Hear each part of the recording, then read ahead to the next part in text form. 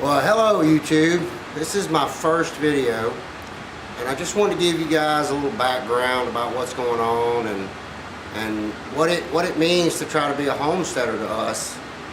We want to live a life that is simpler as far as the hustle and bustle of the fast-paced world that we all live in 2019. I'm so happy to be here in 2019, by the way. We live down in South Louisiana, and you know, some of you may not know this, but in 2016 we had a catastrophic flood event and we lost everything we owned. Our home got about 9.5 feet of water in it. We got away with the clothes on our backs because we thought we could jack everything up and we're going to have about a 3 or 4 foot flood, you know, and we could save everything. And the forecasters were wrong, we were wrong. God's will was it was time for us to start over. My wife and I will celebrate our 30th wedding anniversary. That kind of chokes me up. Our 30th wedding anniversary, wow. We're going to celebrate that in about 2 weeks. I've got a wonderful wife and a beautiful family. We have an 11-year-old son who is just a godsend. He is the best little man that I could possibly dream of, trying to help him along in his way. My dad had a saying, and it has stuck with me my whole life. And he didn't say it a lot. He didn't say it when he was around family and stuff, but when he would take me places and he would see other men, and they would say, well, why you got your little boy with you? You know, we're here to do a job, we're here to build a house, or we're gonna cut trees and cut firewood, or, you know, this is a hunting camp, this is for men, and that was the way it was back in the 70s and 80s, you know? It's just a way of life down here. And my dad would say, I'm not in the business of raising boys. I'm in the business of raising men. My dad's been gone a little more than 20 years now. I hope and I pray every day that when my boy turns 50, which I turn 50 in a month, 30 years anniversary, 50 years old, it's been a ride, let me tell you. When my boy turns 50, I hope he looks back and says, my dad did everything he could to make me a good man. And I know my dad did. I was always, you know, the rebellious kid that wanted to go do other stuff instead of doing my chores or listening to what he had to say or a little bit of wisdom. But, you know, he was patient. He was very loving. He was just the best father in the world. We grew up in a piece of property that I would call a homestead today, but that term wasn't around. We didn't use the term homesteading down here, you know, because we didn't have a land back in Louisiana, as far as I know. And so we didn't call it homesteading, you know. We didn't have the term preppers, and yet my dad was the biggest prepper I ever met, you know. Those terms didn't exist yet, and now in this technological age, with all the social media out there, we have all these great terms that we can put ourselves in a profile so people understand where we're coming from just one word. I'm a prepper, I'm a homesteader, you know, and I think that's great in a way, but back then it was just, I'm living, you know, I'm raising my family, and I'm gonna do the best I can. We didn't have a lot of money. Matter of fact, we didn't have any money. I grew up very poor. I'm very proud of that. My son will never experience that, you know. I work very hard. I still have a full-time job. My wife does not. And she, you know, stay-at-home mom, raising our son. And that's what we wanted. That's what we decided the minute she got pregnant. You know, 11 years ago, we said, hey, we're gonna go from a 2-income family to a 1-income family, and we're gonna make whatever adjustments we have to make. And God blessed us with this 2016 flood. That sounds crazy, right? We literally lost everything. I had a shop that I was so proud of. I had built all this tools up and purchased and made tools. and did things that most men I know couldn't do. You know, and my statement was, that's what I'm supposed to do. I'm a man. And I want to give a shout out to Wrangler star Cody. Did a video a few weeks ago or 2 weeks ago, and it was exactly on that. He had got a comment from one of his subscribers that says, that's what we do, Cody. I'm a man. It's what I do. I fix things, I work on things, I have tools, and I know how to use them. And he made a statement, I'm a jack of all trades and a master of few. Now my dad's statement was, I'm a jack of all trades and a master of none. Well, I don't know that I feel that way. I believe I have mastered more skills at this point in my life than I can imagine. You know, I've learned to do so many things following in my father's footsteps. So I want to take you guys on a little ride. I want to do some videos in the days, weeks, months, hopefully years to come. I hope you enjoy them. I hope you hit the thumbs up button as long as it stays there. I think that from what I'm hearing, that may be going away. I want to do these videos in such a way that you guys can understand why people like us want to do this. And for you guys who do this, maybe you'll get some enjoyment out of it too, or you'll get some pointers on how I'm going to do stuff. I watch a lot of homesteading videos. I watch a lot of how-to videos. You know, I don't know everything about all this stuff that I'm trying to do, and I'm learning at such a rapid pace. It's like that saying, I'm drinking from a fire hose, you know? Right now, I'm literally drinking from a fire hose. I know how to raise chickens and goats and pigs, and I grew up doing that stuff. You know, we've got rabbits here on the homestead now, and we have a few chickens, and we're ordering our incubator off of Amazon here in a little while.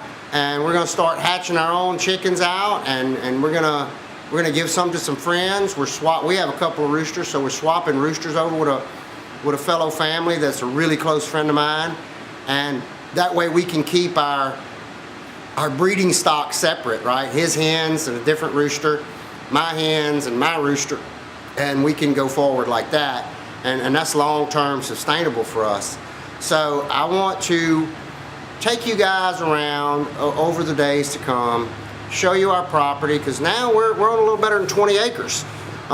We had a very small place before, about 2 acres, with a very nice shop, very elaborate, metal lathes and mills and the finest table saws and woodworking tools that money could buy.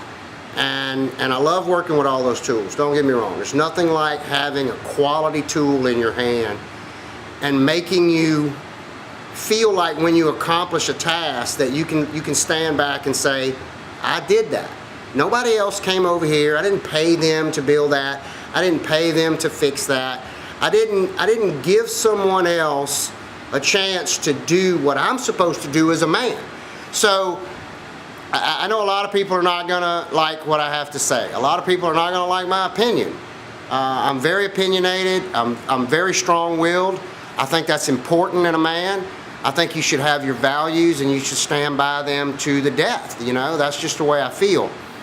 I am of the mind that I believe the way we are trying to live and the way what we're trying to get to here is the way a human being was designed to live. I have a very industrial job. And I go to a big office building and I sit behind a desk and I make a lot of important decisions, and you know, it's a humdrum day to day, and I get very lackadaisical about that, and I have to catch myself, and sometimes my boss has to catch me on it and say, hey, I need you to tighten up, you know, and I'll get right back in the groove and I'm gung-ho for a while, you know. But that way of life it's mundane to me.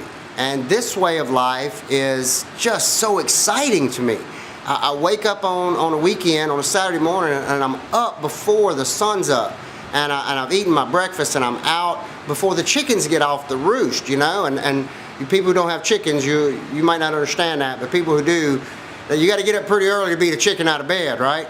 So I'm always up before the chickens are out on the weekends, and I'm out on the property doing something, prepping something, getting ground ready for planting, fixing tools that flooded, rebuilding all of our equipment and getting everything ready. We've got our tractors all up to date now, and everything's serviced and good, and I've got all my implements for that all serviced out. I did that a week ago. I wish I just took a video of it, but you'll catch those when I have to service them again this coming fall. So we're going to show you how I want to raise my family, how my wife envisioned it when she first married a little country boy from down in very South Louisiana, a little place called French Settlement. It's barely a dot on the map. When I lived there, they had 2 stop signs, no caution lights, and 1 grocery store, right? So I bet there's a lot of people out there now that's watching YouTube that can relate to that way of life and to relate to the way that I want to live again. So I hope you'll subscribe. I hope you'll follow along. I have no intentions of making this a business like a lot of the other guys do. If it turns into where it makes enough money for me to quit my job, so be it. That's what God's will would be. If it turns into just a hobby for me that takes me and gives me enjoyment about teaching, because I'm a teacher at heart. I was a scoutmaster for a very long time, an assistant scoutmaster. I was in the Boy Scouts of America back when the Boy Scouts of America was a great organization. That'll be a couple of videos all by itself, the way I think about them right now. But it's going to be I think it's going to be a great adventure, and I hope I don't make things too boring, and I hope I don't do videos too long, because I am a talker, and when I get on a subject I like to stick to it and get all the way through it, and I'm very easily sidetracked by a thought. If a thought pops in my head, I'll jump out there and talk about that for a few minutes and then get back on track. But we're gonna start getting ready for our planting season here in Louisiana. It is wonderful 78 degrees right now with about 80% humidity. I looked on my phone right before I started this video and it said 78% humidity. So I've been out in the shop for a few minutes and I'm sweating. So this weekend and days to come, I'm going to video what I'm going to do our garden. And I have the stuff to do this stuff with the new age stuff. But what I'm doing is I'm taking really old equipment and I'm using it because I found that old equipment works so much better than, say, just go get a new tiller. You know, I can get a tiller and put it on my tractor and till up my garden. I'll be ready in 3 weeks. You know, till it up, turn everything over, let the grass die, till it up again in a week, and then put some fertilizer on it and till it up again, throw my compost in, make my rows. We're doing a garden. But here on the property, I found about a 100-year-old horse-drawn bottoming plow. I found a 100-year-old horse-drawn middle buster. I've got a huge set of discs that are just phenomenal. And I'm gonna make these gardens with that. So I'll give you a quick overview of what I'm gonna do. We're gonna try something this year that I've never done. I know my dad talked about it when he was a kid. We're gonna do a thing and we're gonna share crop our land. I've got some friends of mine at work and other friends that, you know, they like this lifestyle and they want to grow their own food, but they don't have enough land. And we have an abundance of land. At this point, I don't need 5 acres of garden. I need about 2, you know. So we're gonna plant a garden and allow my friends to come in and I'm gonna make the rows and do everything for them and set up the watering system, and we're gonna do videos on all that. And they're going to come in and they're going to plant their own food on their own rows, and they're going to come tend to it when they want, and then they're going to come reap the benefits of their labor.